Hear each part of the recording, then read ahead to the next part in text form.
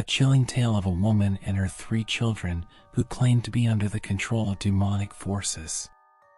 In the presence of a family case manager and hospital nurse, a 9-year-old boy defied gravity by walking backwards up a wall. Gary Police Captain Charles Austin was left stunned by the bizarre events, stating it was the most peculiar story he had ever encountered. Austin, a seasoned member of the Gary Police Department with 36 years of experience, initially dismissed the claims of Indianapolis resident Latoya Ammons and her family as an elaborate scheme to make money. However, after multiple visits to their home and interviews with witnesses, Austin's skepticism turned to belief.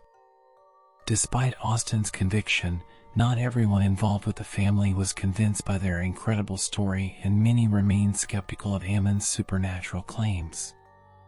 The eerie events that plagued the family, whether caused by a collective delusion or demonic possession, resulted in one of the most extraordinary cases ever encountered by the Department of Child Services.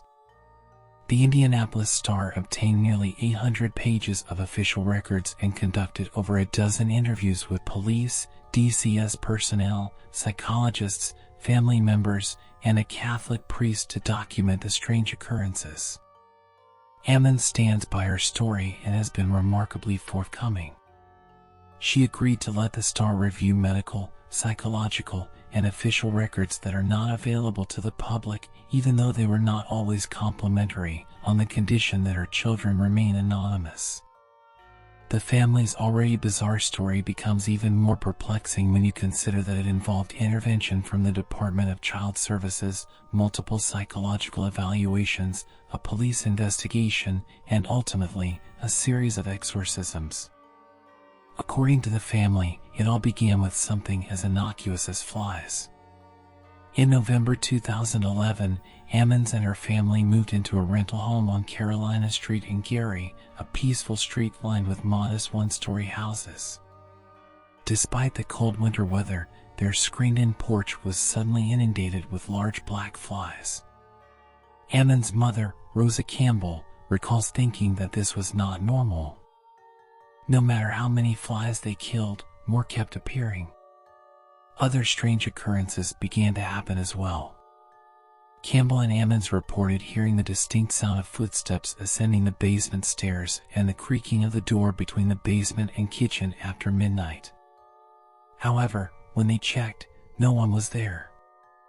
Even after locking the door, the noises persisted. One night, Campbell was awakened by the sight of a shadowy figure pacing back and forth in her living room. She jumped out of bed to investigate and discovered large, wet boot prints on the floor.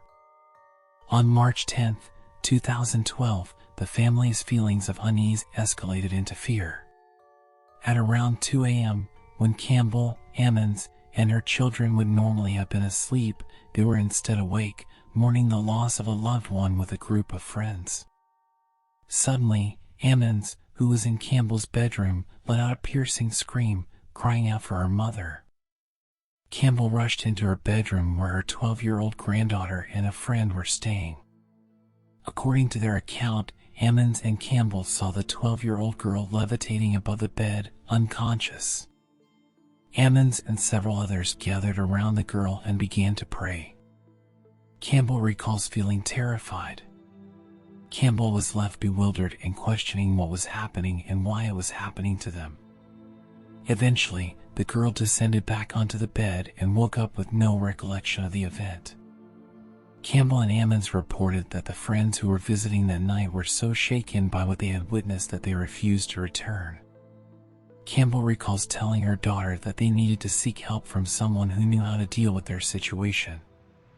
Although Campbell and Ammons were unsure of what it was, they believed that it was something supernatural. They reached out to local churches for help, but most were unwilling to listen. Eventually, after hearing Campbell and Ammons' accounts and visiting the house, officials from one church informed them that the Carolina Street house was inhabited by spirits. They advised the family to cleanse the home with bleach and ammonia and to use oil to draw crosses on every door and window. Following the church's advice, Ammons anointed her children's hands and feet with olive oil and marked their foreheads with crosses. Campbell and Ammons also sought the help of two clairvoyants who informed them that their home was overrun by more than 200 demons. This explanation resonated with Campbell and Ammons as it aligned with their Christian beliefs. The clairvoyants advised Ammons that the best course of action would be to move, but this was not a viable option for the financially strapped family. Instead, Ammons followed the clairvoyant's advice and set up an altar in the basement. She covered an end table with a white sheet and placed a white candle and a statue of Mary, Joseph, and Jesus on top. She opened a Bible to Psalm 91 and, along with another person, donned white t-shirts and wrapped white scarves around their heads. On the advice of a clairvoyant, Ammons and her companion burned sage and sulfur throughout the house, starting upstairs and working their way down. The smoke was so thick that it was difficult to breathe. Ammons used the smoke to draw a cross while her companion recited Psalm 91 as they moved through the house. For 3 days, nothing unusual happened. But then things took a turn for the worse. Ammons and her children, then aged 7, 9, and 12, became possessed by demons. Their eyes bulged, their faces twisted into evil smiles, and their voices deepened every time it happened, according to Campbell and Ammons. Campbell claimed that she was immune to the demon's influence because she was born with protection from evil and had a guardian who protected her. When possessed, Ammons reported feeling weak, lightheaded, and warm. Her body shook uncontrollably and she felt as though she had lost control. "You can tell it's different, something supernatural," she said. The youngest boy, then 7 years old, was found sitting in a closet talking to an invisible boy who described what it felt like to be killed. Campbell reported that the 7-year-old was once thrown out of the bathroom as if by an unseen force and that a headboard had struck Ammons' daughter, causing a wound that required stitches. The 12-year-old girl later told mental health professionals that she sometimes felt as though she was being choked and held down so that she couldn't speak or move. She heard a voice telling her that she would never see her family again and that she wouldn't live for another 20 minutes. On some nights, the situation in the house became so unbearable that the family was forced to seek refuge in a hotel. In a desperate attempt to find help, they went to their family physician, Dr. Jeffrey Onyekwu, on April 19, 2012. Ammons explained to him what they were going through in the hope that he might understand. Onyekwu told the Star that it was bizarre. 20 years, and I've never heard anything like that in my life, he said. I was scared myself when I walked into the room. He declined to speak further without Ammons' psychiatric clearance for the waiver of confidentiality she had signed. In his medical notes about the visit, Onyekwu wrote delusions of ghost in home and hallucinations. He also noted a history of ghost at home and described Ammons as delusional. What happened next is detailed in a DCS report of a family case manager's interviews with medical staff.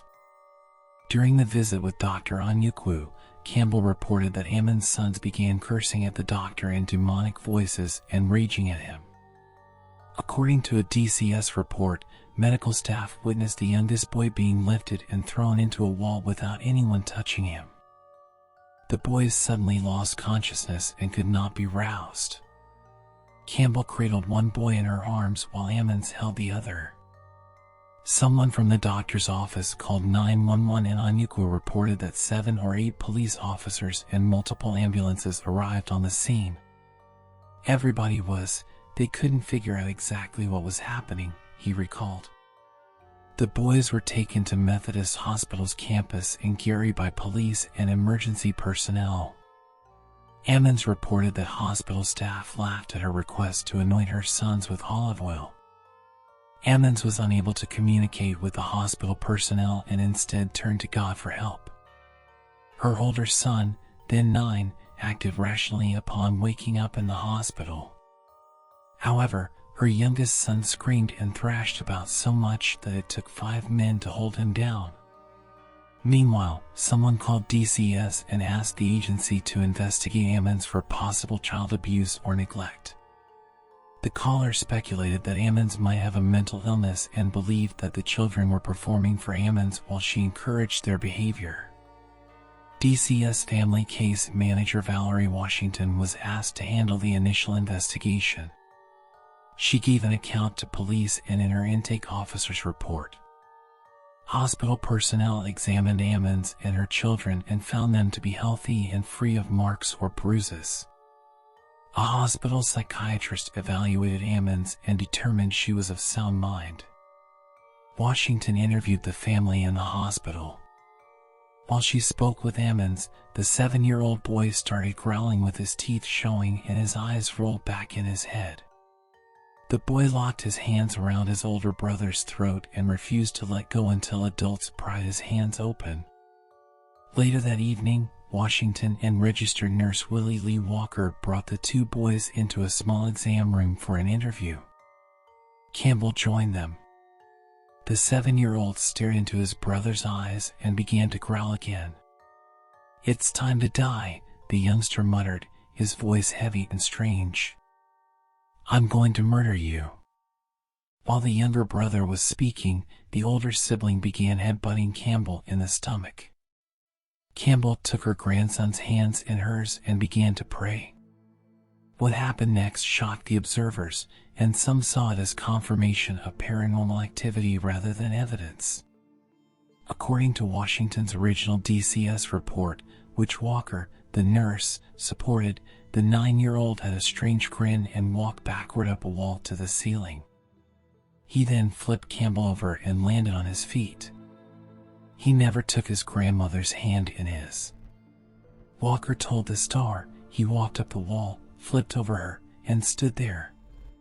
He could never have done that. Police later asked Washington if the youngster had run up the wall as if doing an acrobatic trick. "No," Washington replied. According to a police report, she stated that the youngster glided backward on the floor, wall, and ceiling. Washington, a DCS family case manager, was present when a 9-year-old boy walked backward up a wall in the presence of a family case manager and hospital nurse. She was scared when it happened and ran out of the room. Walker, the nurse who was also present, said that he didn't know what was going on and that it was crazy. They told a doctor what happened, but the doctor did not believe them and asked the boy to walk up the wall again. Walker told the doctor that he doubted the boy could repeat the feat. He said that this kid was not himself when he did that. Walker thought that the boy's behavior had some demonic spirit to it, but also was the result of a mental illness. A police report quoted Washington saying she believed there could be an evil influence affecting the family. Ammons spent the night at the hospital with her 7-year-old son while her daughter and older son were taken to a relative's home in Gary. The next day was her youngest son's 8th birthday. DCS officials asked Campbell to bring the older children back to the hospital, presumably to talk more about what happened. The family celebrated the boy's birthday by singing and eating a miniature cake. However, Washington then told them that the children wouldn't be going home. DCS took custody of the children without a court order, stating that all of the children were experiencing spiritual and emotional distress. Ammons and her children cried because they didn't want to be separated. Ammons recalled that they had already been through so much and fought so hard for their lives. They had made it through together as a team, but now they were being separated.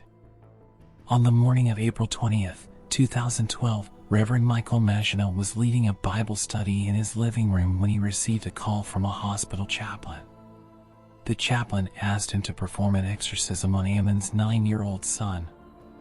Maginot had been a priest at St. Stephen, Martyr Parish in Merrillville for over 10 years, but had never received such a request.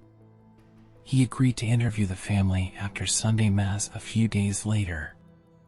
Maginot's first step was to rule out natural causes for what Ammons and her family were experiencing. He visited Ammons and Campbell at their Carolina Street home on April 22, 2012. For 2 hours, they detailed the phenomena they had experienced. During the interview, Campbell pointed out a flickering bathroom light that stopped flickering each time Maginot walked over to investigate. Maginot attributed this to a demonic presence. The interview was interrupted again when Campbell pointed out Venetian blinds in the kitchen swinging even though there was no air current. Maginot also saw wet footprints throughout the living room. After a 4-hour interview, Maginot was convinced that the family was being tormented by demons and that there were ghosts in the house. He blessed the house before leaving and told Ammons and Campbell to leave because it wasn't safe. They temporarily moved in with a relative. Less than a week after leaving their Carolina Street home, Ammons and Campbell returned to let Washington, the DCS family case manager, check the condition of the home. Washington asked a Lake County police officer to come with her, and 2 other officers from Gary and Hammond police departments joined them out of professional curiosity. Ammons refused to go inside, but Campbell agreed to accompany the group. Ammons' children were still in DCS custody. The main floor of the house had 3 bedrooms, a living room, 1 bathroom, hardwood floors, and a small open-style kitchen. A door in the kitchen led to a basement with concrete floors. Directly under the stairs in the basement was a dirt floor with jagged concrete around it, as though it had been broken. The makeshift altar that Ammons had created was still in place, along with rings of salt she had poured against the basement walls to dissuade the demons. Campbell told the officers that demons seemed to emanate from beneath the stairs. Austin, a Gary police captain who was one of the officers present, later told the Star that he believed in ghosts and the supernatural but didn't believe in demons. However, he changed his mind after visiting the Carolina Street house.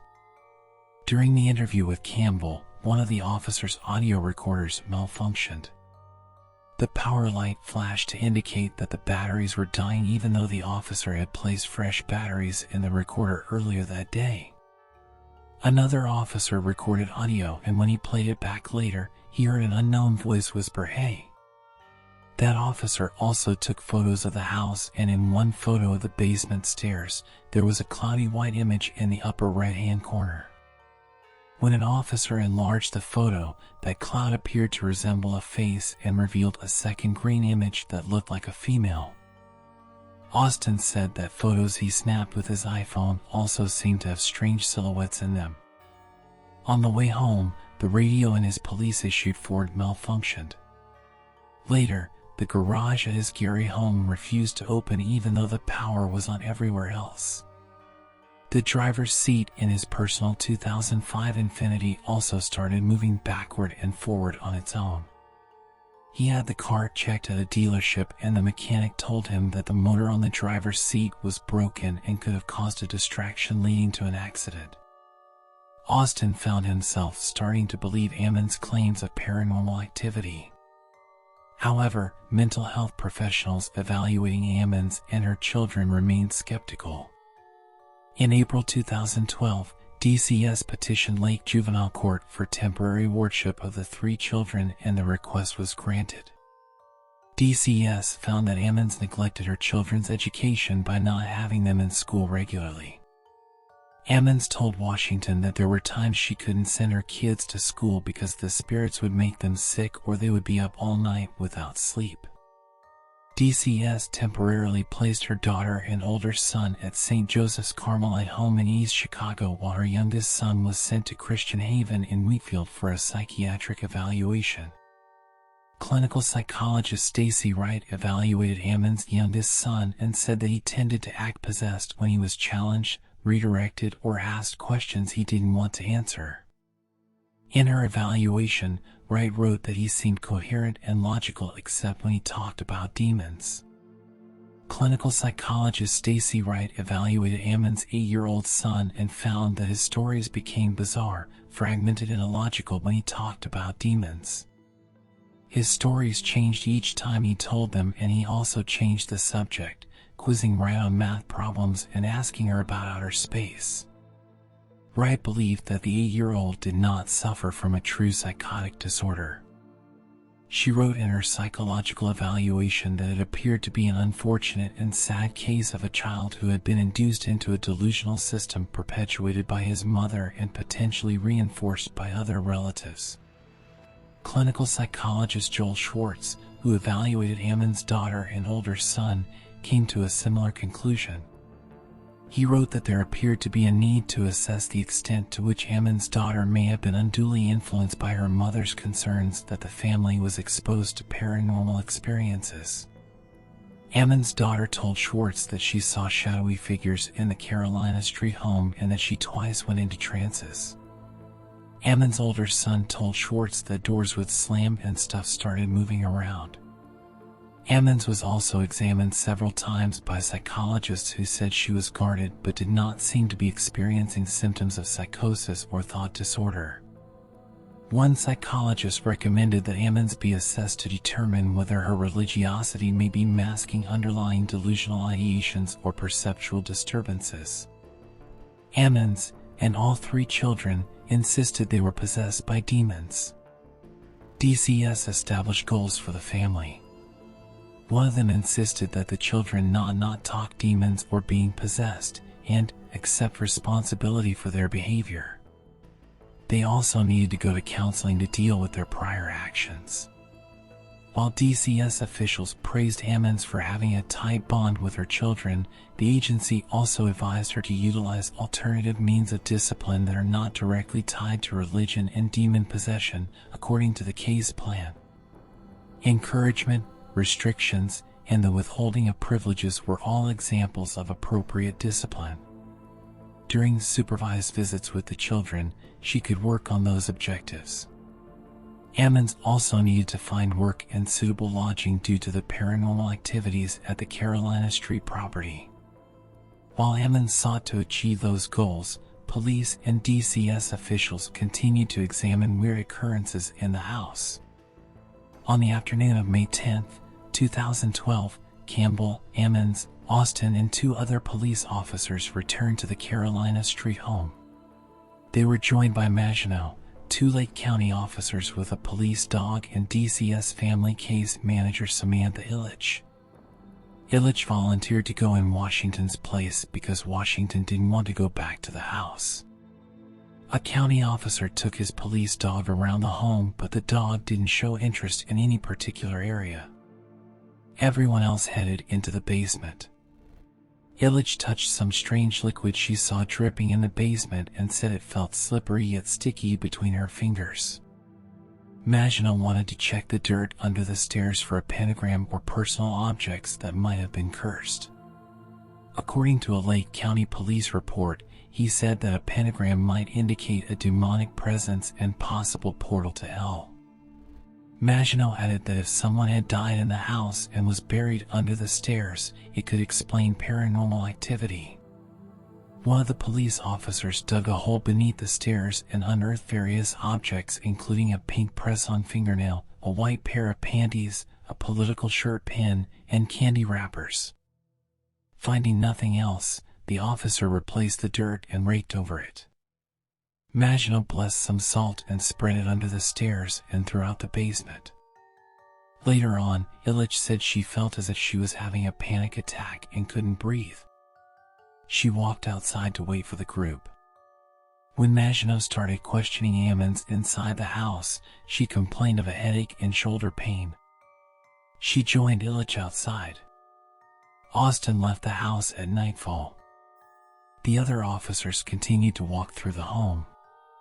On the main floor, they noticed an oil-like substance dripping from Venetian blinds in a bedroom but couldn't figure out where it was coming from. To make sure Campbell or Ammons hadn't poured oil on the blinds, two of the officers used paper towels to clean it off. The officers sealed the room for 25 minutes and stood nearby so no one could walk in. When they went back in, the oil had reappeared. Maginot told police that the liquid was a manifestation of a paranormal or demonic presence. He wrote a report detailing his findings and asked Bishop Dale Melchizedek's permission to perform an exorcism on Ammons. Maginot said that Melchizedek had never authorized an exorcism in 21 years as Bishop of the Diocese of Gary. Debbie Bozak, Director of Communications for the diocese, said she cannot comment on whether Melchizedek has ever approved an exorcism for confidentiality reasons. In general, she said, such an action would require a bishop's approval. Melchizedek initially denied Maginot's request to do a church-sanctioned exorcism. The bishop told Maginot to contact other priests who had performed exorcisms. Maginot said he needed other priests to give him the ritual for a minor exorcism, which does not require church approval. The priests he consulted told him to look it up on the internet. He did an intense blessing on the Carolina Street home to expel bad spirits. That same day, Maginot performed a minor exorcism on Ammons. 2 police officers and Illich, the DCS family case manager, attended the ritual. Illich said she left believing that something was going on. Illich said that during the nearly 2-hour rite, she felt like someone was in the room with her, someone breathing down her neck. She had a string of medical problems after visiting the home. A week after she visited the house for the last time, Illich said she got third-degree burns from a motorcycle. Within 30 days, she also broke 3 ribs jet skiing, broke a hand when she hit a table, then broke an ankle running in flip-flops. I had friends who wouldn't talk to me because they believed that something had attached itself to me, Illich said. Her joking response, "I'm already evil." They try to find something that's not evil and corrupt it. They wouldn't waste their time on me. After the minor ritual, Maginot told Ammons to look up the names of demons that were tormenting her. Each demon has a name and personality. Maginot said that a name has power and he planned to use those names to fight the demons during the exorcisms. Ammons and a friend looked up the demons' names online by searching for demons that represented the problems the family had been having. The computer kept shutting down and she said she felt sick and lightheaded. But they found names that fit. One such name was Beelzebub, Lord of the Flies. They also found names of demons that torture and hurt kids, which she felt explained what happened in the Carolina Street house. After the minor rite, Maginot said Bishop Melchizedek gave him permission to exorcise Ammons. Maginot ultimately performed 3 major exorcisms on Ammons, 2 in English, and the last one in Latin, in June 2012 at his Merrillville church. During each, Maginot said he praised God and condemned the devil. Maginot said his voice continued to get louder and more forceful until the demon weakened. He could tell how strong the demon was by how much Ammons convulsed. 2 police officers stood nearby in case Ammons needed to be restrained. Ammons said she prayed with Maginot until it became too painful. She felt as if something inside her was trying to hold on and inflict pain at the same time. It was different from a natural pain but felt as intense as giving birth. "I was hurting all over from the inside out," she remembered. Eventually, Maginot said, Ammons fell asleep. She said that was the demon's way of lessening the ritual's effect. In between the second and third exorcisms, Maginot went on a retreat. A woman who assisted Maginot with some of the exorcisms helped set up a backup plan in case Ammons had problems while Maginot was gone. The woman wrote a long demon name on a piece of paper and tucked it in an envelope, then she surrounded it with blessed salt. If Ammons had problems, the woman would burn the envelope. By this time, Ammons and her mother had moved to Indianapolis, but they drove back for the exorcisms and court hearings as her children were still in DCS care. Maginot blessed the family's new home to prevent more problems. But Ammons called while Maginot was on his retreat, complaining of bad dreams, so the woman burned the envelope. After that, Ammons said her nightmares ended. In the final exorcism at the end of June 2012, Maginot prayed and berated the demons in Latin rather than English. Police officers did not attend, so Maginot's brother stood guard. Maginot said Ammons convulsed while he condemned the demons but did not convulse during prayer. When she fell asleep, he said words of thanksgiving. It would be the last time Ammons saw Maginot. She and her mother drove back to Indianapolis, where they say they now live without fear. Ammons' old home on Carolina Street became an object of local curiosity. The owner and landlord, Charles Reed, called the Gary Police Department to ask officers to stop driving by the house because it was scaring his new tenant. Reed said there were no problems in the home before or after Ammons and her family lived there. This was a new one to me. My belief system has a hard time jumping over that bridge, he said. However, when told of the Catholic Church's involvement in the situation, Reed said that made him less skeptical. Ammons regained custody of her 3 children in November 2012, about 6 months after they had been removed. DCS continued to check in on the children and make sure they were going to school until the case was closed last February. Ammons called her children's return the happiest day of her life. The children said they felt safe after they left the house on Carolina Street. The 3 left their demonic voices and complaints behind them. No demonic presences or spirits in the home, DCS family case manager Christina Lechnick wrote in team meeting notes. For her part, Ammons said it was not the psychologists who resolved her problems but God. When you hear something like this, she said, don't assume it's not real because I've lived it. I know it's real.